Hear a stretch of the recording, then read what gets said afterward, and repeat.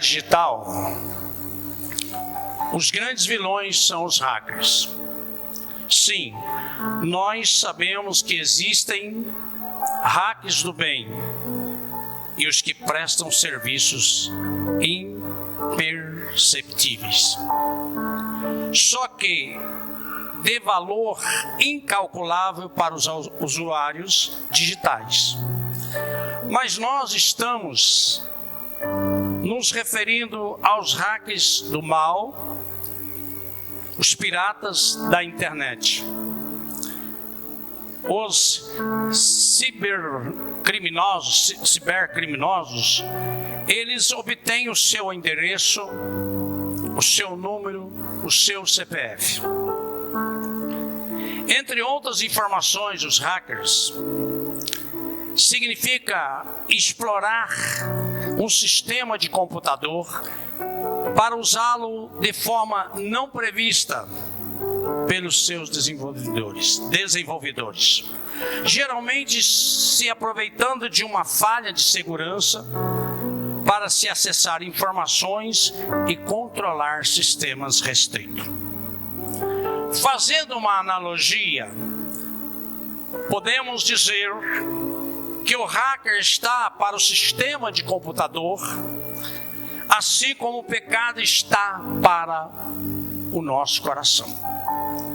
Um erro cometido na incredulidade lá no Jardim do Éden abriu a porta para o ser humano incorresse na desobediência e nas consequências caísse no pecado, que nos devastou.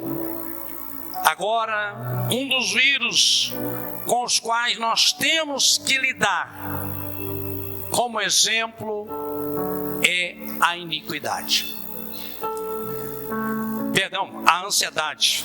A iniquidade está lá atrás. A ansiedade, como bem pontuou sabiamente um homem de Deus, pastor Hernani Dias Lopes, da Igreja Presbiteriana do Brasil, né? Ele diz que a ansiedade é um ladrão de alegria. Nós podemos dizer que a ansiedade hackeia a nossa alegria. Desse modo, a ansiedade congela nosso coração, roubando-nos o sabor da comunhão com Deus e os desfrutes das coisas boas e os bons momentos, os quais Deus nos agracia. Agora sim, Salmo 11, por favor.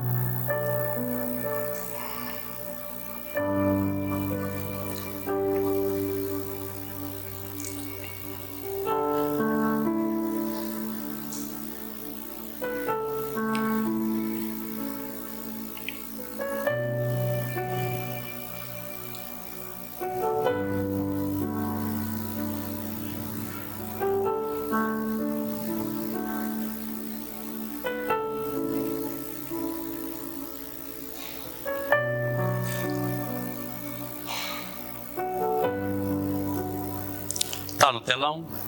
Vamos ficar em pé para ler, por favor.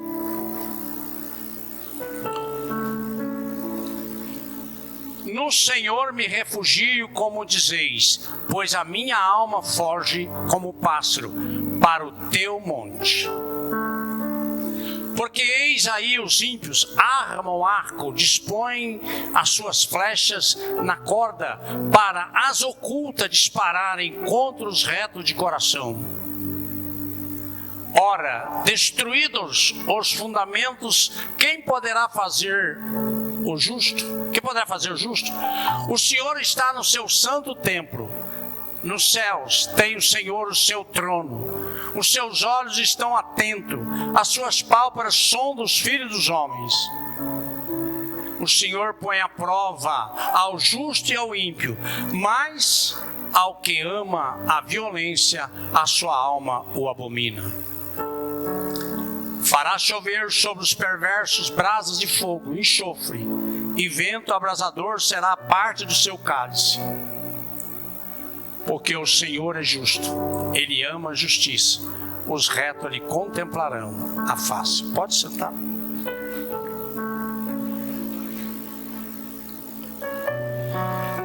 nós precisamos entender o que tem roubado de nós a alegria.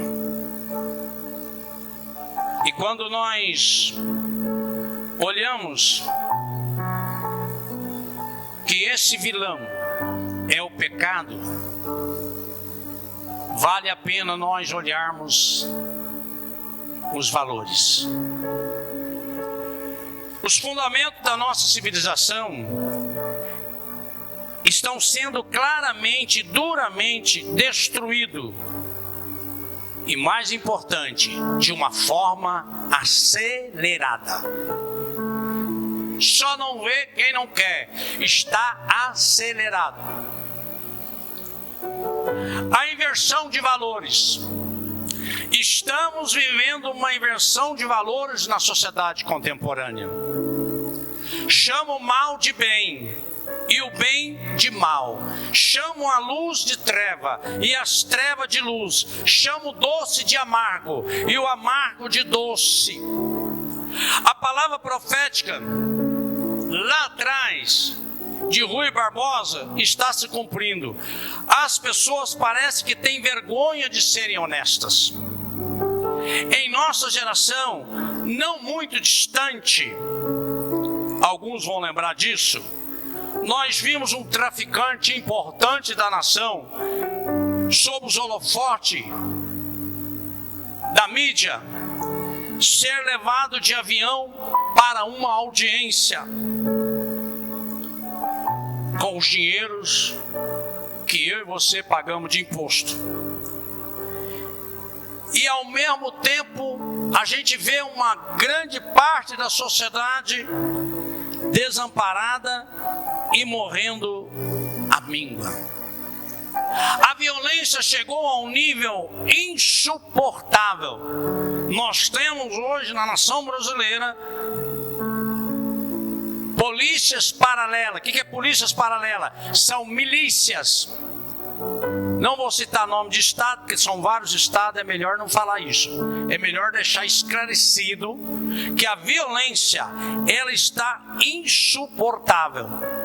E até as igrejas têm sido alvo desses bandidos para assaltar. Vivemos numa sociedade onde a criminalidade parece estar fora do controle.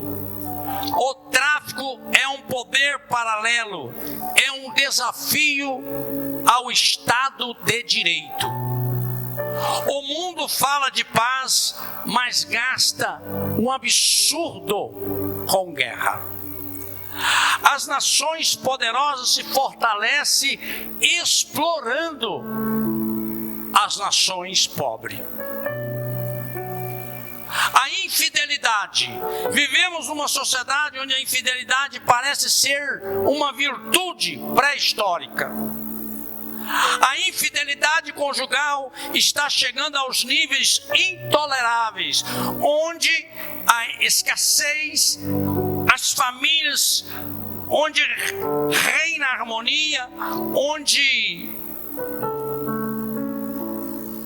um parlamentar elege hoje e amanhã ele já está em outro partido. Ele foi eleito hoje, amanhã ele está em outro partido. A corrupção moral. Vivemos num país onde a corrupção é uma endêmica e sistêmica situação, onde nós percebemos que as três classes que deveria ser a referência ética do país são as três classes mais desacreditadas da nação: políticos, polícia e pastores. Vivemos uma época onde há uma inversão de valores, onde a própria mídia, os canais principais de televisão divulgam abertamente a inversão de valores sexuais. Vivemos uma época de decadência espiritual das igrejas. As igrejas evangélicas eram as guardiãs de valores absolutos. Hoje, muitas igrejas se tornaram covil de salteadores, igrejas que está sendo conhecida em páginas policiais pela sua conduta, ao invés de passar uma igreja piedosa. O povo cristão era considerado até alguns anos atrás como uma referência de honestidade. Hoje, ser evangélico está se tornando sinônimo de caloteiro, de mal pagador, de mau caráter. Muitas empresas lá já ficam com o pé atrás ao contratar um funcionário, se ele se identificar que ele é evangélico. Quando os fundamentos estão destruídos, a população se desespera. Nós estamos trazendo tudo isso para você parar e pensar: o que é que está acontecendo se nós crescemos, aumentamos em 58% o número de evangélicos na nação e a nação não mudou? Dados estatísticos que nós aumentamos em número altissimamente, 58% é muita coisa. Mas o pecado continua assolando e as dificuldades continuam de uma forma crescente, acelerada. Quando os fundamentos são destruídos, a população se desespera. Davi estava sendo perseguido por Saul. Saul queria matar Davi e o procurava pelas cidades e campos e desertos e cavernas. Ele era o rei, o Saul era o rei. Ele era a lei, ele era a força, não tinha quem prestar conta, ou seja, ele era absoluto. Saul oprimiu, perseguiu, matou. Saul estava acima da lei. Quando reina a opressão, o povo se desespera. Quando falta critérios de justiça, o povo geme. Quando os valores estão invertidos, a população desespera. Qual é a diferença da época de Davi para a justiça, os tribunais de justiça atual? Nós temos que olhar que com tudo isso, nós estamos gemendo. Nós estamos gemendo. Nós estamos gemendo porque falta a verdadeira justiça. Nós sabemos a quantidade de processos e distorções que nós estamos vivendo em nossa geração. Nós precisamos entender que o processo da destruição dos fundamentos em toda a era moderna foi tentativa de destruir os antigos e erigir seu lugar novos fundamentos, que é o que nós estamos vivendo hoje. Novos fundamentos, novos princípios, mas que não são princípios bíblicos, são princípios do homem. Então, nós precisamos entender. O Senhor Jesus alertou: aquele que ouve a sua palavra e não coloca em prática é como um homem que constrói a sua casa na areia. Nós precisamos construir, ou aquela camiseta do culto jovem, reconstruir os nossos princípios. E para nós reconstruir os nossos princípios, nós vamos reconstruir aonde? Na palavra de Deus. E para nós reconstruir nossos princípios na palavra de Deus, nós precisamos gemer diante do Espírito Santo e pedir para Ele: enche, faz de nós tocha de fogo, muda a nossa história. Se nós não buscarmos isso em Deus, Espírito Santo, jamais nós vamos conseguir reconstruir os valores que precisam ser reconstruídos. E os valores que precisam ser reconstruídos daqui dentro da igreja, ó, é você, é nós. Nós somos a resposta para uma sociedade corrompida. A igreja de Cristo é a resposta para uma sociedade corrompida. Mas é impossível nós praticarmos isso, fazermos isso, se não buscarmos o Espírito Santo de Deus. Cada um usa o seu horário, o seu critério. Eu estou há 107 dias, ou 117, acordando depois das 3 da manhã. Até quando? Até o dia que eu entrar no caixão. Se eu não for para 97 anos, então dá falta 30. Eu fiz esse voto com Deus. Ninguém mandou fazer. Eu fiz, porque eu decidi que eu preciso de mudança. Eu preciso entender a voz do Espírito Santo e preciso entender a vontade dele para a minha vida. O dia que eu ouvi uma pregação do pastor Noel Hernandes Dias Lopes, Hernandes Santos, que muitos pastores irão para o inferno por causa do ministério, e eu fui pegar na íntegra essa mensagem dele, analisar essa mensagem dele, e eu falei, eu preciso mudar muita coisa, porque eu não quero perder a minha salvação por causa de ministério. Nós precisamos ver a história do pensamento moderno. Ela fala do racionalismo ao iluminismo. Ela fala do iluminismo para o existencialismo. Ela fala do existencialismo para o que nós estamos vivendo. As experiências, o experiencialismo. E isso tem destruído o verdadeiro evangelho. Nós precisamos entender. Quando a chuva cai, o vento sopra, os rios batem nesse alicerce, esses 4 sistemas entram em colapso.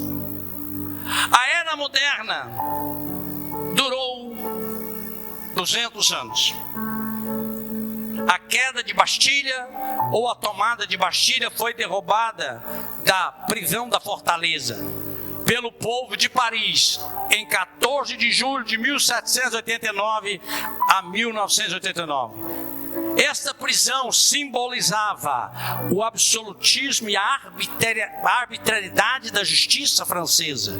Sua queda transformou num marco para o processo revolucionário francês. Da queda de Bastilha, em 1789 a 1889, com a queda dela, veio a queda do Muro de Berlim. E nós vivemos tempos pós-modernos, de modernidade, pluralização, privatização e secularização, propostas pós-modernas sem fundamentos de construir, mas nos levando como família e sociedade a um caos. Nossa sociedade não tem a verdade absoluta. Acabaram os limites, acabaram os princípios, os marcos antigos foram removidos. Voltamos ao período de juízo de Israel, onde faz cada um o que acha que está certo. Só não vê quem não quer. Estamos vivendo exatamente a época de juízes. A própria igreja evangélica está confusa. Como já falamos, de 1990 a 2000, ela cresceu 58%, mas o país não mudou e não ficou transformado. Nós precisamos ver, as pessoas entram na igreja, mas elas não são transformadas. Constrói sobre areia, o evangelho não está presente mais em púlpito. Não estou falando dessa casa. Os pregadores estão atrás de aplauso, riqueza, em vez de buscar a glória de Deus, salvação dos perdidos. Eles estão atrás da prosperidade. Eles estão atrás, eu posso, eu mereço, eu tenho que ter o melhor. E as ovelhas? É uma verdadeira enganação.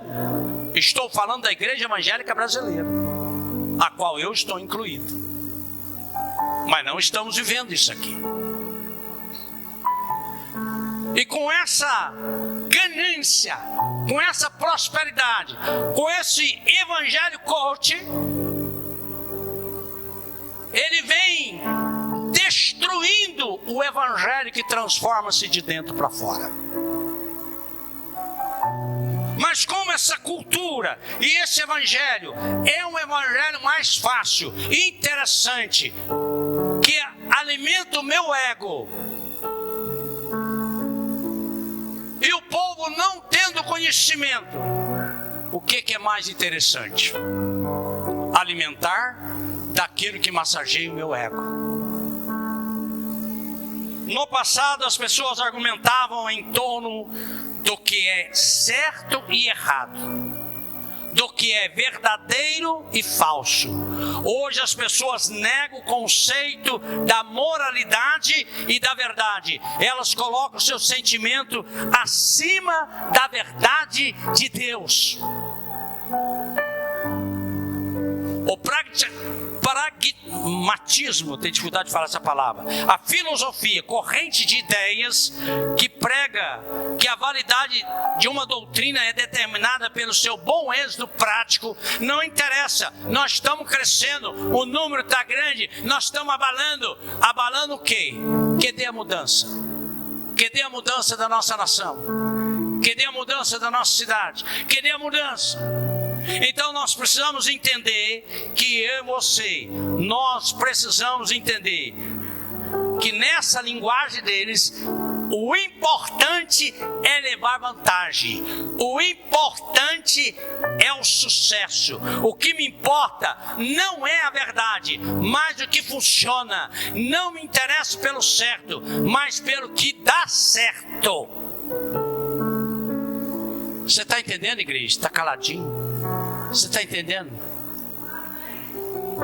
Eu disse que a boca é do Espírito Santo. Se não for, eu caio morto aqui agora.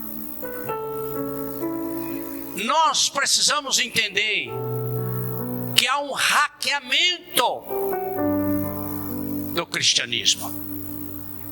Nós precisamos entender que esses eles estão importantes para eles é agradar a clientela, não é um cristão transformado. Não é a santificação, o sacrifício. Olha aí, a cruz é renúncia, a cruz é sacrifício. Você lembra de uma das últimas mensagens que eu preguei aqui? Nós passamos 2 minutos do filme Paixão de Cristo.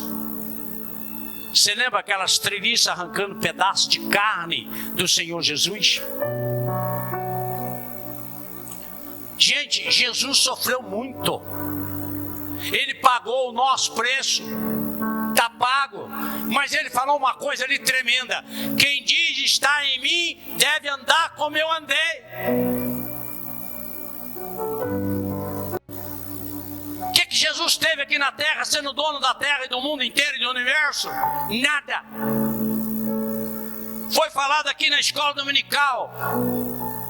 O maior problema nosso é coisas,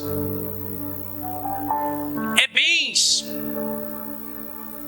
Se nós não tivéssemos escravo de bens, usufruísse deles, mas não fôssemos escravo dele, eles não atrapalhariam nosso crescimento espiritual.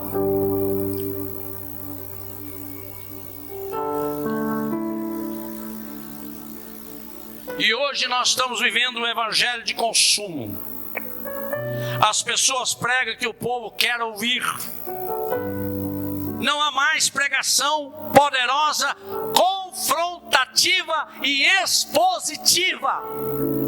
O que eu estou expondo para você está dentro da sua casa, a palavra de Deus.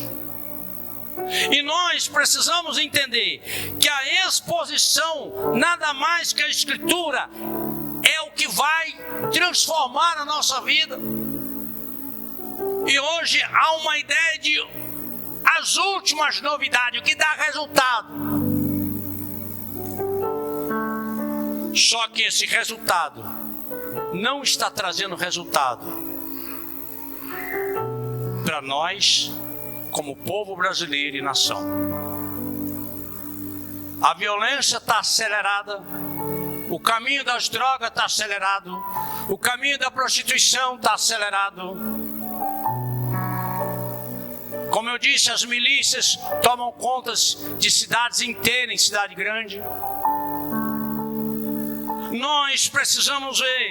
Jesus falou: qual o problema nosso? Vocês estão errando por não conhecer as Escrituras, nem o poder de Deus. Qual o problema nosso? A Bíblia diz: os crentes de Bereia, com toda alvidez, com ousadia, com desejo ardente, eles examinavam as Escrituras para ver se era realmente aquilo que o pastor, o apóstolo, o ensinador estava dando ali naquele dia no altar. Essa questão da destruição dos fundamentos não é uma questão nova. Na época de Davi, os fundamentos estavam sendo destruídos.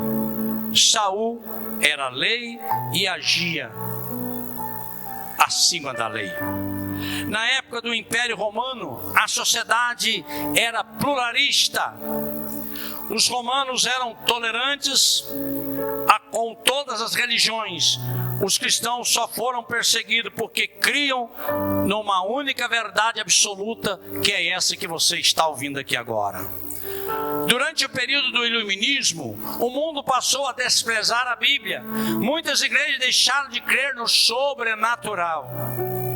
No século XIX, o liberalismo devastou os fundamentos e desprezou a infalibilidade, a inerrância da Sagrada Escritura. No século XX, o misticismo tomou conta das igrejas. As pessoas correm atrás de experiência, de milagre, de sinais, de profetas, de cura, de prosperidade. Busca sentir bem e não, busca sentir-se bem e não o Deus que pode te abençoar e mudar. Estão atrás de emoções fortes, não da verdade. Estão concentradas no homem e não em Cristo. A internet está recheada desses falsos homens e mulheres de Deus. Os fundamentos estão sendo destruídos. No século XXI temos assistido um esforço concentrado dos pseudocientistas, escritores cheios de altivez para lançar veneno contra a fidelidade, o relato bíblico e sobretudo acerca de Jesus. O conselho insensato dos medrosos. Porque eis, versículo 2 lá do Salmo que a gente leu, porque eis que os ímpios armam arco, dispõem suas flechas e corda para as ocultas dispararem contra os retos de coração. Os amigos de Davi lhe aconselharam: fuja, escape, não enfrente o inimigo, esta é uma causa perdida, não há chance de sair vitorioso. Muitas vezes somos tentados a desistir, a desanimar, a entregar os pontos e parar de lutar. Somos tentados a fugir como os soldados de Saul fugiram de Golias. Fugir da escola, fugir do trabalho, fugir da empresa, fugir do casamento, fugir da cidade, fugir do país, mudar. Somos tentados, o que não devemos fazer. Os conselheiros de Davi argumentaram fatos. A violência do inimigo é implacável. Eles já armaram o arco e estão com flecha pronta para atirar. Os conselheiros de Davi, a política do inimigo é enganadora. Eles agem traiçoeiramente. Na escuridão, é uma conspiração velada. É uma trama invisível, é uma armadilha fatal. Os conselheiros, a ação do inimigo é demolidora. Os ímpios destroem fundamento. Eles colocaram por terra os valores absolutos. Os marcos, eles violaram os valores. Fugir não é a solução. É isso que nós estamos olhando para nós nessa noite e para você que está em casa assistindo. Nós precisamos ver valores. E o profeta Jeremias queria fugir do ministério. O profeta Elias queria fugir do ministério por causa de perseguição. O profeta Jonas queria fugir. O que Deus vai fazer, ou pode fazer, ou fará, quando os fundamentos estão sendo destruídos? Versículo 4 diz: o Senhor está no seu santo templo. Nos céus tem o Senhor o seu trono. Seus olhos estão atentos, suas pálpebras sondam os filhos dos homens. O Senhor põe à prova o justo e o ímpio, mas ao que ama a violência, sua alma abomina. Ei, o Senhor está vendo. O Senhor está no controle.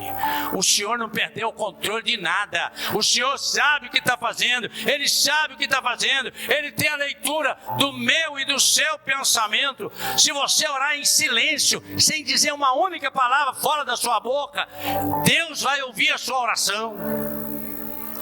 Deus está no controle, porque o Senhor é justo e Ele ama a justiça, e os que querem a justiça contemplarão a sua face. A segurança só pode ser encontrada na fuga, ameaça, abandono? Não. A segurança, ela vai ser encontrada no Senhor. Nós temos que confiar no Senhor. Nós falamos do hacker do pecado. Nós falamos da situação em que o mundo está vivendo. Mas eu e você temos razões para encontrar triunfo na nossa fé. A nossa fé convicta no Senhor, não importa a circunstância e o que nós vamos passar. Eu passei um vídeo para vocês de um testemunho, passei para todo mundo que está aqui presente e passei para os que não estão na lista. Esse camarada, ele tinha muito dinheiro, trabalhava muito, não tinha tempo para Jesus. Esse camarada, que está lá no vídeo, você vai assistir, ele era arrogante. E um dia passeando, não sei se é Paraguai ou Uruguai, eu já esqueci qual país dele, mas a esposa é brasileira, vindo para uma festa aqui no Brasil, ele teve um acidente. Resumindo para você, ele perdeu os 2 filhos, a vida dele acabou, da mulher dele, entraram em desespero. Mas foi na perda desses 2 filhos que ele encontrou Jesus. Foi na perda desses 2 filhos, uma menina e um menino, que ele teve uma experiência profunda com Deus. Hoje eles têm, né, o casal. Deus deu a eles mais 3 filhos. Vale a pena você assistir. Eu quase que pedi lá, pelo amor de Deus, assista. Porque aquele testemunho é para te fortalecer. É para você entender que mesmo que você esteja passando nesse momento por uma dificuldade, por algo que você não sabe como sair da situação, Deus não perdeu o controle. Deus nos ama de tal maneira que mesmo ele sendo o que ele era, Deus não desistiu dele. Deus o buscou, salvou. É uma hora a mensagem dele na igreja que ele está dando testemunho. Vale a pena você assistir.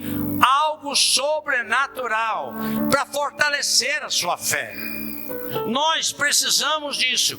Razões que possa triunfar a nossa fé. O versículo 4 do Salmo diz: o Senhor está no templo, no céu, no seu trono, mas seus olhos estão atentos a cada um que está aí sentado. Deus está atento a cada situação que nós estamos vivendo. Deus não perdeu o controle. E essa resposta, quem nos deu foi Davi. Independente de todas as dificuldades que ele passou. Talvez você está aqui hoje passando por uma dificuldade, ou talvez não é uma, a sua lista é enorme. Mas eu quero te dizer, em nome de Jesus Cristo, o Deus do céu, o Deus que te criou, Ele está no controle da tua vida. Ele sabe o que vai fazer. A única coisa que você precisa fazer é confiar, entregar literalmente nas mãos dele e dizer: Senhor, o Senhor conhece Eu preciso do socorro do Senhor. Eu preciso que o Senhor me socorre. Eu não tenho outra saída a não ser o socorro do Senhor. Eu não tenho nem palavra para dizer para o Senhor. Mas eu estou aqui de joelho dobrado, pedindo ao Senhor que intervenha na minha vida. Ele habita com a igreja e na igreja. Deus está aqui. Deus está na presbiteriana, na criativa, na maranata, na metodista, na assembleia. Deus está. E nós precisamos entender isso, entrar no nosso coração. Ainda que a cultura destrua os fundamentos da sociedade, eu e você precisamos entender: Deus está no controle. A sociedade nossa hoje precisa ter alegria, precisa ter paz, precisa ter direção. E a direção está aqui, ó. A palavra do Senhor. Quando nós confiamos inteiramente na palavra do Senhor, nós descansamos nele. E o inimigo sabe que o mal não vai triunfar para sempre. Você pode bater palma para o Senhor?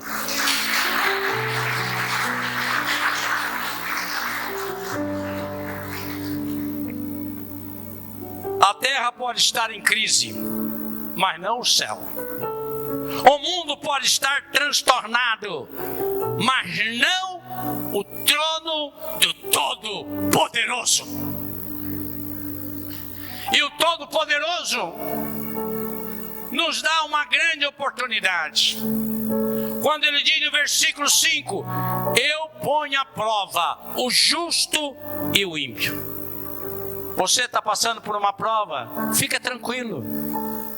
Deus vai te tirar da prova. Porque o justo, ele sabe o motivo, o trabalhar de Deus. Agora você imagina passando pela prova o ímpio. Ele não tem resposta, ele não tem solução, ele não sabe para onde ele vai recorrer. O Senhor prova os nossos corações para entender e conhecer quais são as nossas intenções e os nossos projetos. Quando eu recebi essa palavra, e acredito que esse rapaz de 42 anos é um homem de Deus, que o ministério leva muitos pastores, o Espírito Santo falou com ele de madrugada, que o ministério vai levar muitos pastores para o inferno. Eu falei: Senhor, eu preciso mudar muito, ou então prefiro não mais ser pastor, ser crente comum, do que perder a minha salvação. Então nós precisamos ver que o Senhor, Ele sonda os nossos corações. Lembra do Ezequiel 14? Qual é o ídolo do seu coração? Muita gente, o ídolo do coração é o quê? É a rede social? É um carro? Não sei. Qual é o ídolo que tira de você o prazer, a alegria que você tem em Deus? Nós precisamos olhar que o Senhor, Ele é justo, Ele põe à prova o justo e o ímpio. Se você nesse momento, por alguma inquietação, você está passando pela prova, fique tranquilo, você está passando para ser aprovado. Deixa Deus trabalhar, não importa se vai doer ou se está doendo. Deus conhece o meu e o seu coração. Deus quer nos levar para a eternidade.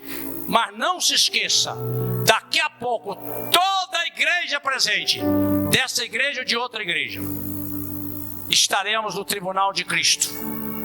E aí teremos um julgamento individual e seremos homenageado, honrado, julgado segundo as nossas obras. Que eu e você precisamos entender que Deus é justo juiz e que Ele é o Deus que vivifica os mortos. Ele é o Deus que chama à existência as coisas que não existem. É o Deus que faz com que a mulher estéril seja mãe de muitos filhos. É o Deus do impossível. possível. Na verdade, nós servimos um Deus do impossível. Se você serve um Deus do impossível, então não importa aquilo que você não tem a capacidade de resolver. O Deus do impossível, Ele está nesse lugar e Ele quer resolver, Ele quer te ajudar, Ele quer ser seu parceiro, mas eu preciso da parceria dEle. E a parceria dEle está aqui, ó. A palavra dEle. Você a tem 24 horas por dia. Se queremos mudança, se queremos o socorro, se queremos ter esperança contra a esperança, como Abraão teve, nós precisamos não viver em cima das grandes dificuldades que nós estamos vivendo e acreditar naquele que tem o poder de mudar a nossa história.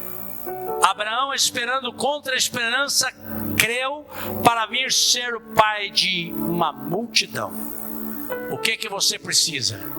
Acreditar, crer, não deixar ser abalado pelas circunstâncias. Nós precisamos das promessas, e uma vez que o nosso coração está aberto às promessas de Deus, nós podemos descansar. Somos chamados para contemplar as extraordinárias e maravilhosas coisas do Senhor.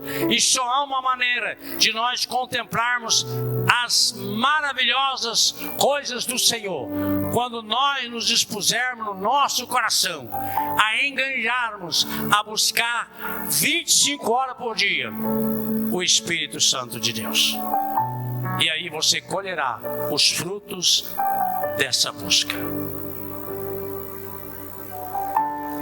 Somos chamados para desfrutar de uma vida de alegria, de bem-estar e não de sofrimento. Estenda suas mãos para frente. Que a graça do Pai, o amor do Senhor Jesus e as doces consolações do Espírito Santo nos levem em paz. E toda a igreja diga...